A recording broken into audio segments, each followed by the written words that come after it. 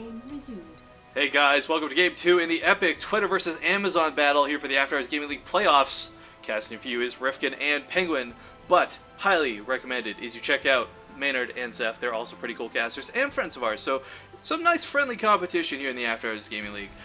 But of course, more importantly than anyone else, big thank you to Day9 and Eric and the whole After Hours Gaming League staff for allowing us to take part in this as casters. We are ever grateful, but I want to start intros properly, guys. Spawning here in the lower left corner, playing for Twitter, it is the Prodigal Son.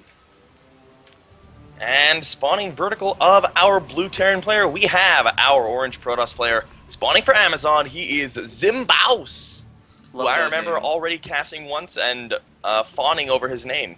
Zimbaus. Well, Zimbaus. Let's talk about statistics a little bit here, because, well, we're nerds like that, guys.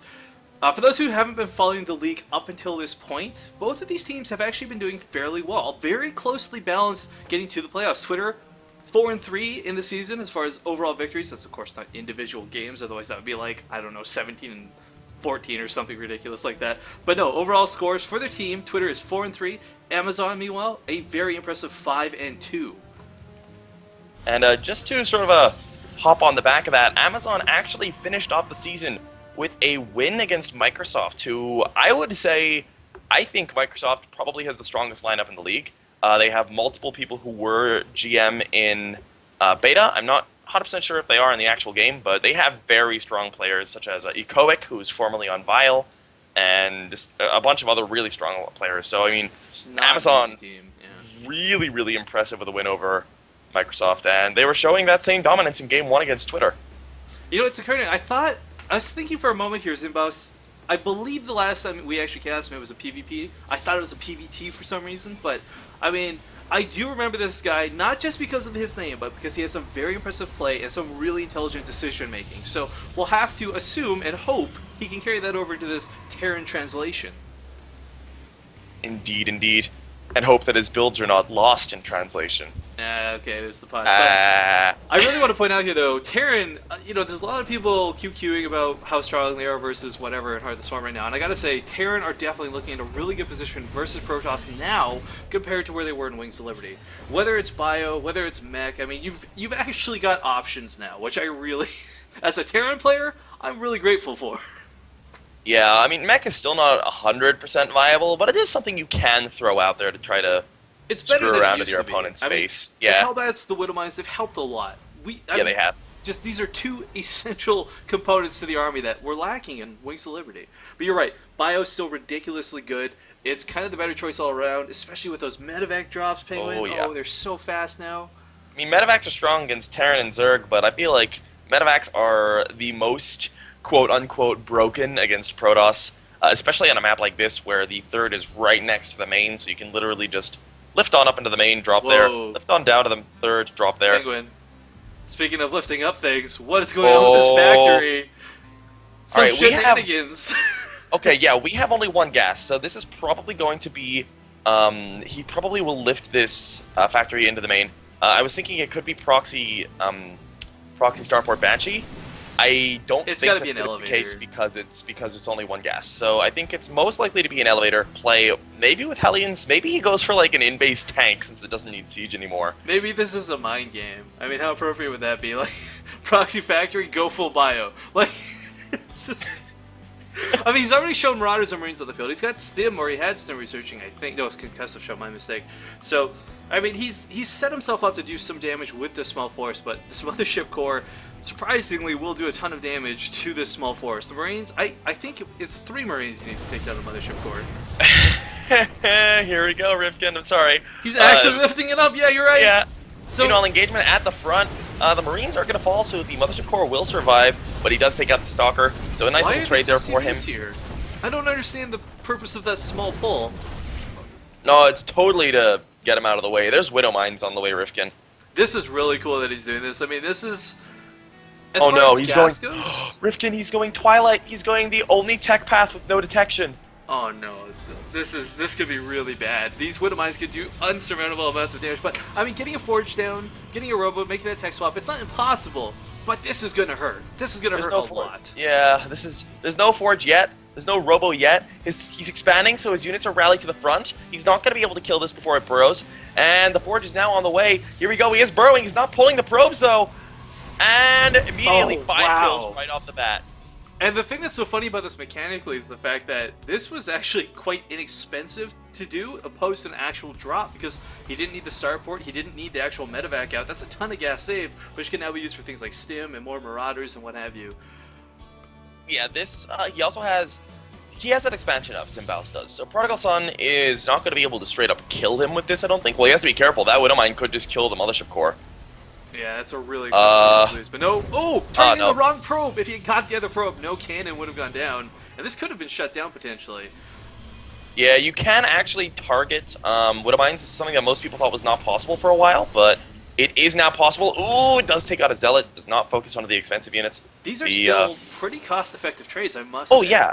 Look at the supply as well. Like, I mean, he's on one base, so Prodigal Son is slowly but surely going to fall behind. But he can go for a very strong push with Stim. I think that's exactly what he's going to do. And he evacuates the Widowmine from the mineral line, so he's not even going to lose it. These are still giant threats in the base, and what can our Protoss player do other than build cannons? Absolutely nothing. And he can't even do that. The Widowmines are zoning out the cannons. This is... Oh, one of them will go down. Yeah, a little bit of poor choice there, but I mean, again, he's still got the factory up here. He can start building more if he wants, but look at this Bioforce Penguin. This is actually going to be kind of interesting because he's getting Storm at like 9 minutes on 2 base. This is a really early Storm, considering that he's only sitting at 26 workers, but we'll see if he's able to hold this. Do you think maybe logically he's doing this just to storm the mines? Yes, I actually think that's exactly what he's doing. Yeah, I mean, because what else can you do? You don't want to build a robo if you have no plans to actually use units from it. Oh, this is cool.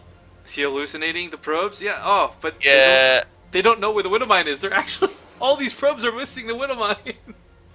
That's true. Well, that was kind of pointless. Anyway, we actually have a bit-by-bit SCV pull here as well. The cannon's going to help quite a bit, but it is only powered by that one pylon. Will go down almost immediately. All of the probes are evacuated into the base, and the Widowmine did already detonate on the Mothership Core, which is still alive. Time Warp not going down.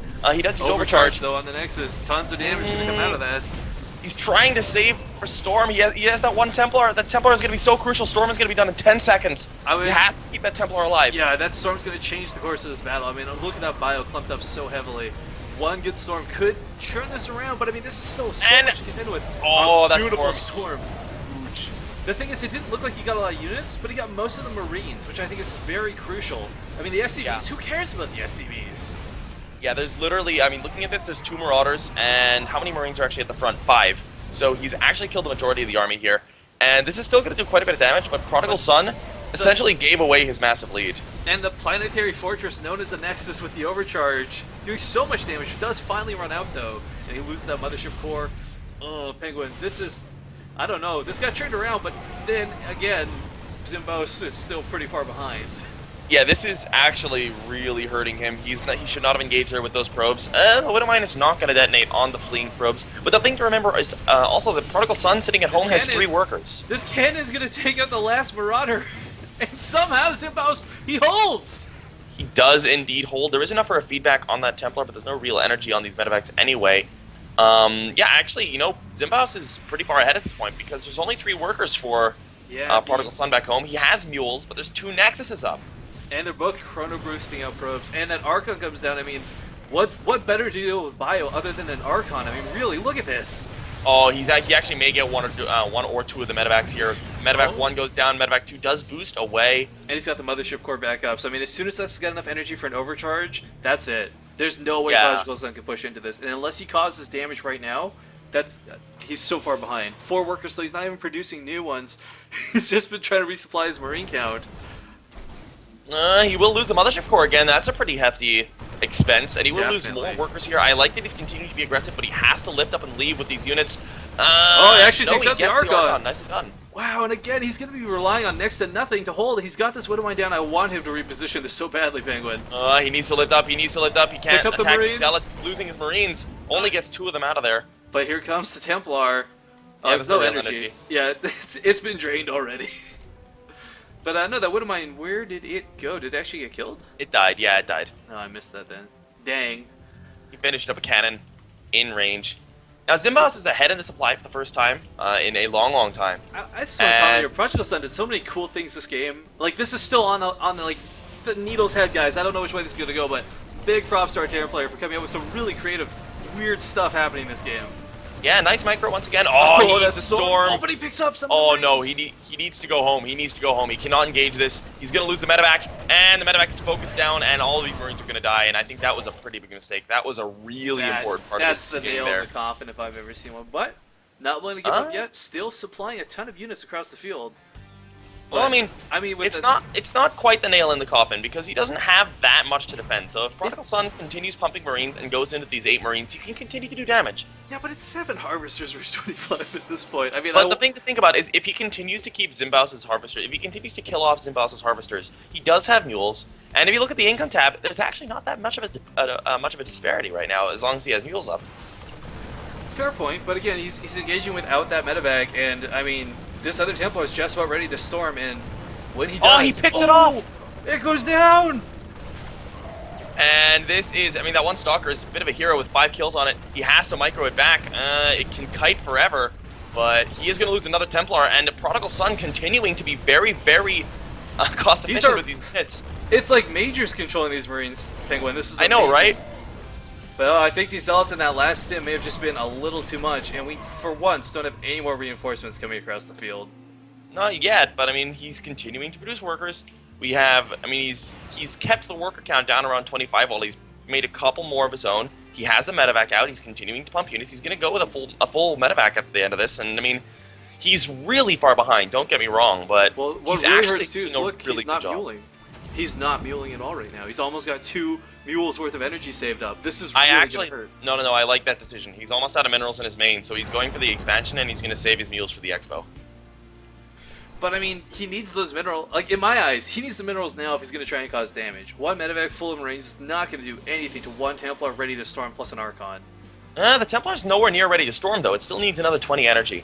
So he could get in here and do some good damage. The big problem here is going to be these 2 cannons. One of them is already a hero, of course, with 9 kills. Here come the Marines into the main. Lots of damage could be done, but nice reaction time by Zimbaos. He's losing quite a few workers, but 2 cannons is just too much to deal with this. He does only lose 4 of the Marines, picking off... How many workers has he killed this game? He's killed 43 workers this game, Rifkin.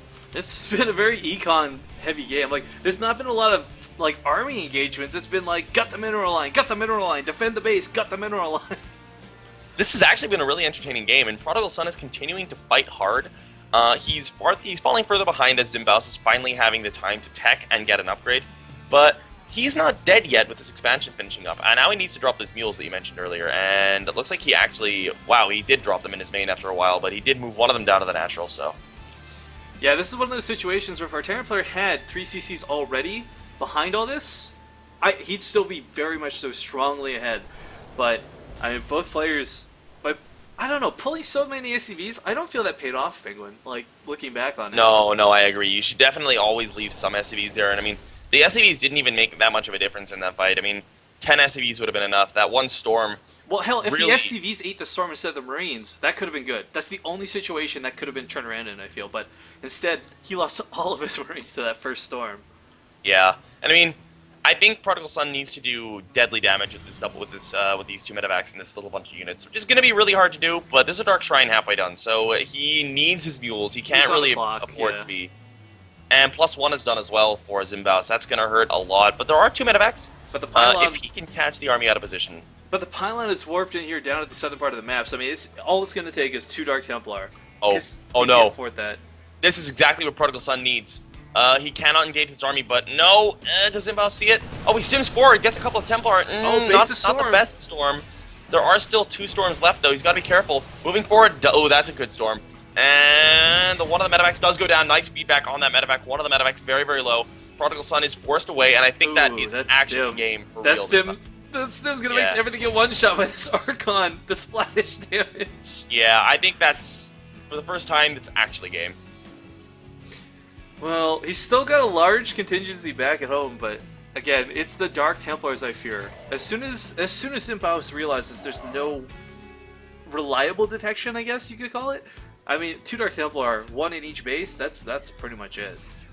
Yeah, I mean, he doesn't have an engineering bay, he can't make turrets, he's relying 100% on scans, and he only has these 2 orbitals. Yeah, Stimming forward, he is going to try to pick up that Archon.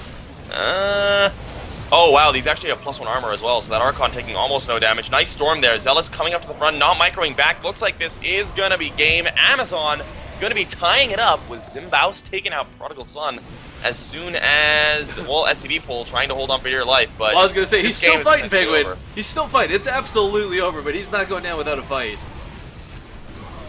Prodigal Son, though, again, like I said, really cool play, really cool ideas, but GG. GG, and that was a really fun game. Absolutely. Like, it wasn't like the most... it's not the kind of game that I would study if you're trying to learn Terran. Mechanically, it was uninteresting. Visually, it was entertaining. Yeah, well, I mean, he controlled his units really well. Prodigal Son did as well. He was able to do a lot of damage, and I feel like he really... That game hinged on so many small things where if that storm had not... If he'd focused down the Templar, he would have won. If the storm had been, like, 10 seconds later, he would have won. Yeah. If he'd pulled slightly less SCVs, he would have won. Everything went right for Zimbaus.